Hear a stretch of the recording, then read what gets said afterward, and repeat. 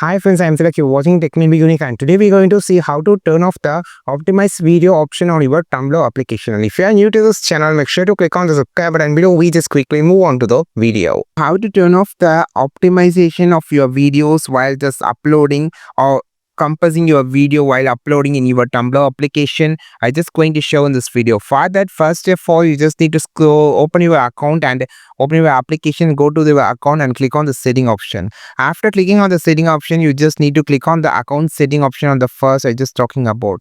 Then you just need to scroll down. You just need to find option called optimize video. Actually, it's turned on in the category of uploading and downloading. So while this is it, if you enable this, this will enable to resize and compress videos. So you just need to turn this off. This will allows you to have the original quality of video for uploading. If you just enable it, it will compress your video before uploading.